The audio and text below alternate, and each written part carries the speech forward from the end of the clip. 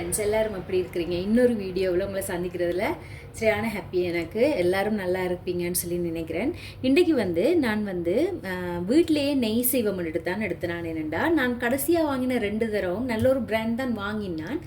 ஆனால் அது அதிராக்கு ஒரு மாதிரி ஒத்துக்கொள்ளலைன்ற மாதிரி அவൾക്ക് அது பிடிக்கவும் இல்லை. யூஸ்வலாக அதான் யூஸ் பண்ணுறேன், ஆனால் இன்னும் அவൾക്ക് பிடிக்கலை. அப்போ சரி நான் ட்ரை பண்ணி பார்ப்போம்ட்டு தான் அப்போ அதை உங்களோடையும் ஷேர் பண்ணுவோம்ட்டு 2 அதாவது 500 கிராம்ஸ் பட்டர் எடுத்துருக்குறேன். நீங்கள் மார்ஜரின் எடுத்துடக்கூடாது, பட்டர் பியோர் பட்டர் எடுக்கணும். என்ன பிராண்ட் வேணுமென்றாலும் எடுத்துக்கொள்ளுங்க. நான் இப்போ இந்த நியூசிலாண்ட் மேட் ஒரு பிராண்ட் ஆஸ்ஷியஸ்ன்னு சொல்லி ஒரு பிராண்ட் இதுதான் யூஸ் பண்ணுறேன்.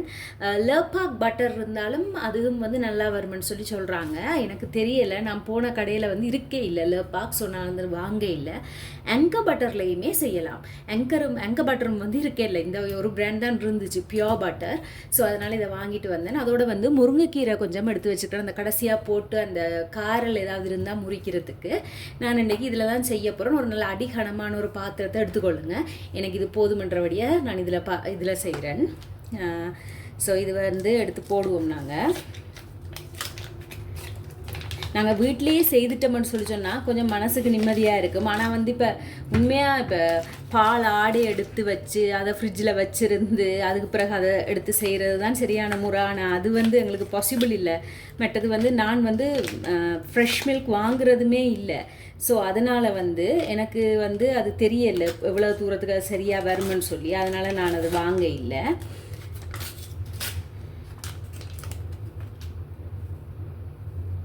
போட்டுருவோம் இதுக்குள்ள. இப்போ நான் இதை அடுப்பில் வச்சு மெல்லிய நெருப்பில் காய்ச்ச போகிறேன். வாங்க பார்ப்போம் அப்படின்ட்டு. நல்ல ஒரு மெல்லிய நெருப்பில் வச்சு காய்ச்சணும். நீங்கள் கூட நெருப்புலையும் வைக்கக்கூடாது. நல்ல ஒரு மெல்லிய நெருப்பில் வச்சு காய்ச்சுவோம். இதை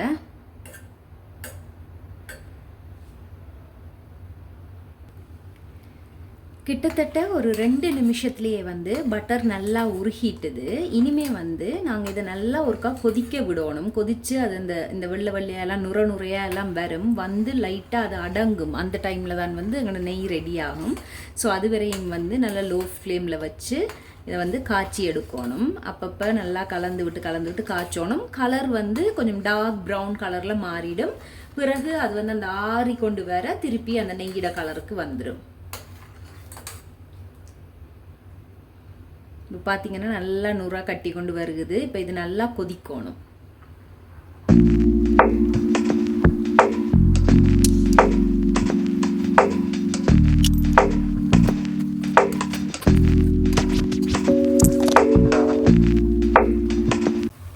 பாருங்க இப்படி கொதிக்குதுன்னு சொல்லி. இப்படி நல்லா கொதிச்சு இது ஒரு மாதிரி ப்ரௌன் கலரில் மாறி வரும். அது வரையும் நல்லா காய்ச்சி எடுக்கணும். அடியில் கொஞ்சம் பிடிக்கும். அது சில பேர் அதுக்கு சோறு கலந்து சாப்பிடுவாங்க. அடியில் அப்படியே பிடிச்சு வரும் லைட்டாக. ஒரு 5 நிமிஷம் காய்ச்சினதுக்கு பிறகு இங்கே பாருங்கள் லைட்டாக அந்த கலர் சேஞ்ச் ஆகி கொண்டு வருது. இப்போ தான் அது சரியான பதத்துக்கு வருது. இன்னொரு கொஞ்சம் நேரம் வச்சுருந்தா தான் கொஞ்சம் டார்க் கலரில் வரும். இப்படி ஒரு டார்க் ஷேடுக்கு வரணும்.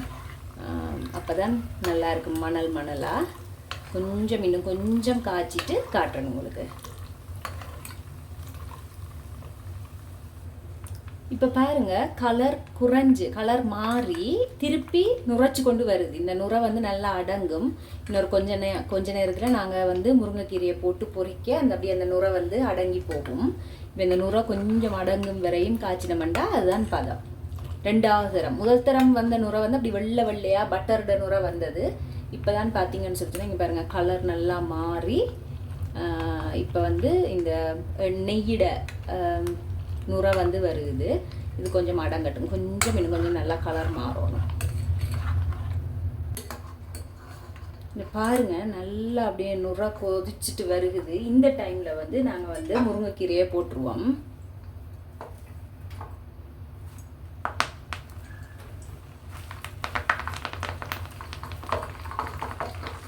முருங்கைக்கீரையை போட்டு நல்லா பொரிஞ்சு வரட்டும். முருங்கைக்கீரை கலரே மாறி போச்சுது பாருங்கள். நல்லா கீழே பத்தி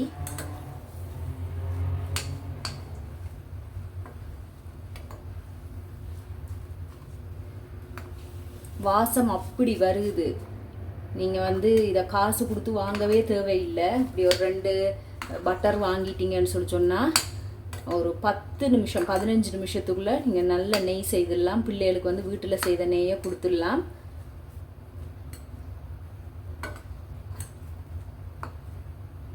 இப்படி ஒரு டார்க்கான, உங்களுக்கு தெரியுதா டார்க்கான கலர் மாறினோன்னு தெரியும். இதை பார்த்துங்க.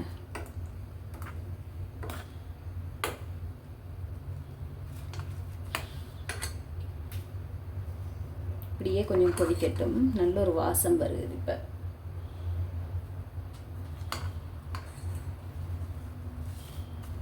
முருங்கைக்கீரை நல்லா முருகிட்டுது. இப்போ நாங்கள் முருங்கைக்கீரை போட்டு ஒரு 2-3 நிமிஷம் இருக்கும். இப்போ நாங்கள் இதை ஆஃப் பண்ணிவிடுவோம். அவ்வளோதான். ஆஃப் பண்ணிவிட்டு இதை கொஞ்சம் ஆற வைக்கணும், வடித்து போத்துடுக்குள்ளே போடுறதுக்கு முதல். இப்படி ஒரு கலரில் தான் இருக்கும். இப்போ உங்களுக்கு தெரியுமே நினைக்கிறேன்.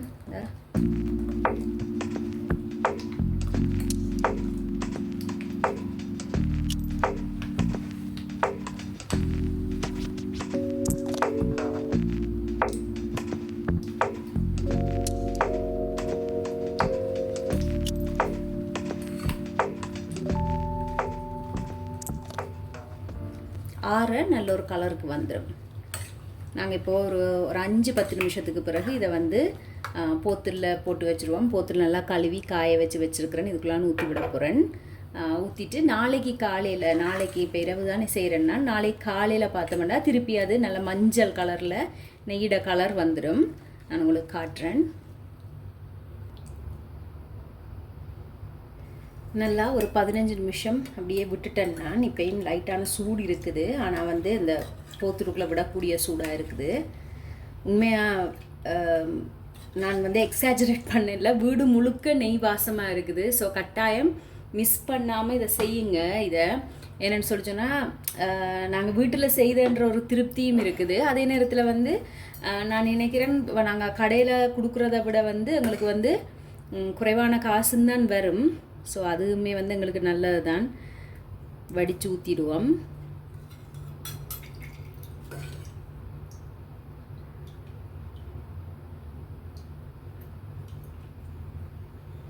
டெய்லி பால் எடுக்கிற ஆளாக இருந்தால் நீங்கள், அதாவது வந்து ஃப்ரெஷ் மில்க் வாங்கி பால் காய்ச்சி டீ ஊற்றுறது அல்லது பால் காய்ச்சி பிள்ளைகளுக்கு கொடுக்குற ஆளாக இருந்தால் நீங்கள் வந்து பால் ஆடை எடுத்து அதை பட்டர் ஆக்கி அதுக்கு பிறகு வெண்ணெய், அதாவது வந்து நெய் காய்ச்சலாம். ஆனால் நான் வந்து ஃப்ரெஷ் மில்க் எடுக்கிறதே இல்லை. அவட மில்க் தானே அதிராக குடிக்கிறா. நாங்கள் வந்து அப்படி ஃப்ரெஷ் மில்க் வாங்கி குடிக்கிறே இல்லை. நார்மல் பவுடர் பால் தான். அதுக்குமே வந்து எப்போயாவது இருந்துட்டு ஒருக்கா தான் டீ போடுறது. அப்போ அதனால் எனக்கு அந்த ஆப்பர்ச்சுனிட்டி இல்லை. ஸோ அதனால தான் நான் வந்து பட்டரை வாங்கி யூஸ் பண்ணினேன். இப்போ வந்து இது வந்து நான் நைட் செய்கிற வழியாக நான் உங்களுக்கு ஒரு கணக்குக்கு சொல்கிறேன். நைட் செய்கிறேன் நான். அப்போ காலையில் வந்து திருப்பி இது வந்து சரியான கலருக்கு வந்துடும், அந்த நெய்யிட கலருக்கு. இங்கே பார்த்தீங்கன்னா இப்படி உள்ளுக்குள்ளே வந்து இந்த கருகினது தான் இருக்குது. நல்லா வடித்து விட்டுருவோம்.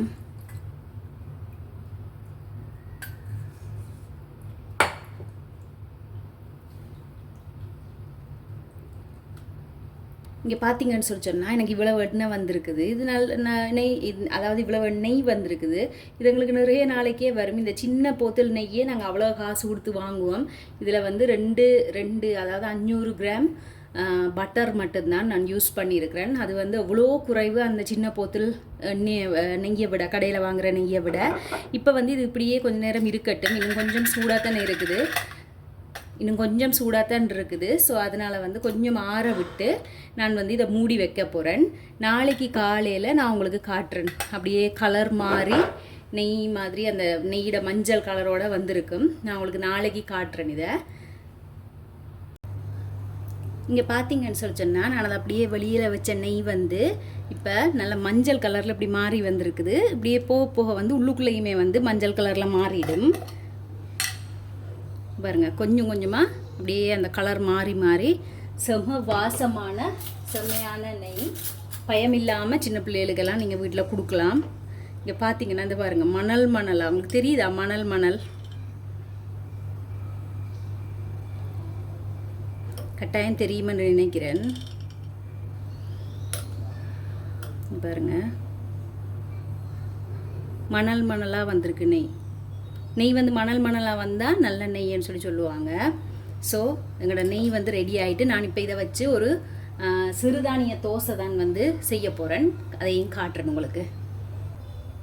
இந்த சிறுதானிய தோசைக்கு வந்து நான் திணை, வரகு, அதுக்கப்புறம் வந்து சாமை இது மூண்டும் போட்டு அரைச்சிருக்கிறேன்.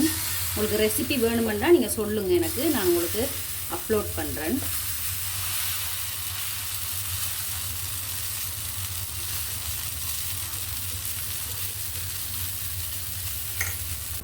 நல்லா கொஞ்சம் நெய் விட்டுருவோம். நல்ல டேஸ்ட்டாக இருக்கும் இது.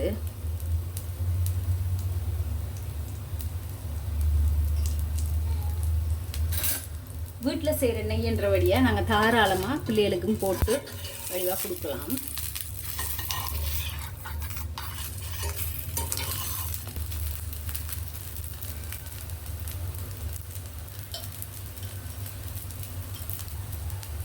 பின்னாலேயும் லைட்டாக நெய் விட்டு நல்லா சுட்டெடுத்தா செம்ம டேஸ்டான வீட்டிலேயே செய்த நெய்யில் செய்த நெய் தோசை ரெடி ஆகிட்டுது. நீங்கள் இதை சோறுக்கு பருப்பு அந்த தூள் அதுகளோட சேர்த்தும் சாப்பிட்லாம். நெய் எதுக்கு யூஸ் பண்ணுறீங்களோ எல்லாத்துக்குமே இந்த நெய்யை நீங்கள் யூஸ் பண்ணிக்கலாம். நீங்களும் வீட்டில் செய்து பாருங்க. செய்து பார்த்துட்டு ஹெல்தியான ஒரு லைஃப் ஸ்டைலுக்கு நாங்கள் அடாப்ட் ஆகும். இப்படியோ நாங்கள் கையால் செய்யக்க அதில் ஒரு திருப்தி இருக்குது தானே எங்களுக்கு. ஸோ இதே மாதிரி ஒரு விஷயமும் எனக்கு நான் வந்து செய்து பார்த்துட்டு நான் உங்களோட ஷேர் பண்ணுவேன். நீங்களும் வீட்டில் செய்து பார்த்துட்டு எப்படி வந்துச்சுன்னு சொல்லி எனக்கு கமெண்ட் செக்ஷனில் கமெண்ட் பண்ணுங்க. உங்களுக்கு இந்த வீடியோஸ் பிடிச்சிருந்தா லைக் பண்ணிவிட்டு கமெண்ட் பண்ணி ஷேர் பண்ண மறக்காதீங்க. அது எனக்கு இன்னும் யூஸ்ஃபுல்லாக இருக்கும். நான் உங்களை இன்னொரு வீடியோவில் மீட் பண்ணுறேன். தேங்க்யூ, பாய். பாருங்க, இந்த நெய் செய்து இது 3வது நாள் நான் வந்து வீடியோ எடிட் பண்ணி முடிச்சிட்டேன். ஆனால் இன்றைக்கி நான் தோசை சுடைய எடுக்கும் போது பார்த்தா நல்லா மஞ்சளாகி இருக்குது. அப்போ உடனே கேமராவை எடுத்து இதையும் உங்களுக்கு காட்டுவோம்னு ஷூட் பண்ணினேன். பாருங்கள் எப்படி வந்திருக்குதுன்னு சொல்லி. இதை விட பெஸ்ட்டாக நாங்கள் எங்கே போய் நெய் தர்றது ஹோம்மேடில். ஸோ நீங்களும் இதை கட்டாயம் செய்து பாருங்கள். அவ்வளவு வாசமாக அவ்வளவு டேஸ்ட்டாக இருந்துச்சு. செய்து பார்த்துட்டு எனக்கு எப்படி இருக்குன்னு சொல்லுங்கள். பாய்.